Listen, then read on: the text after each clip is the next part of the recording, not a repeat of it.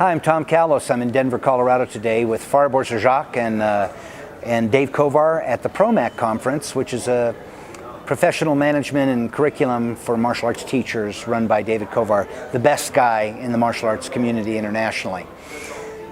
I taught a class yesterday. I taught 5 basic principles that every instructor should know, and the 5th one was the difference between promises and evidence. We are a promise-based industry, the martial arts. Promises are made by every martial arts school and are most always the same.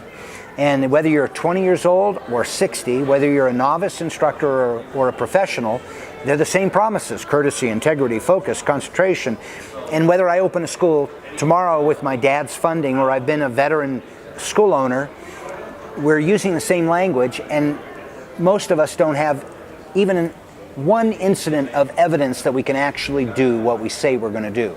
And one of the most powerful things we can do as teachers and as an industry is move from making these promises to being creators of the evidence that we can actually manifest these things in the world, off our mats, to the benefit of people, places, and things outside of our schools, you know. So what that means is, as a storyteller, as the instructor who can see, I see what this is. I know how important this is to this young man, even though he may not realize it himself for decades to come. But I have that perspective as you documenting and telling the stories of the victories of your students.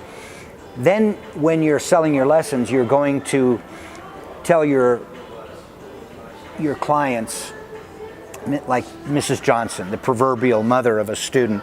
Mrs. Johnson, what I do for a living is I teach people how to take what they do on the mats, we do so diligently, and put it to work in their lives outside of our schools, off the mats and away from anything that has to do with punching or kicking anybody. Let me show you some examples.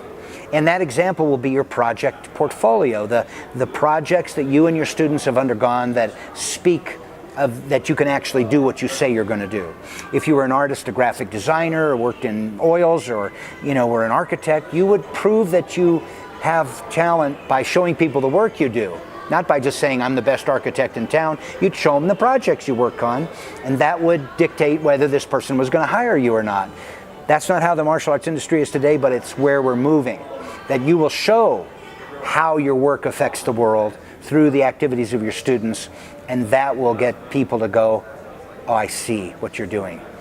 The difference between a promise and evidence.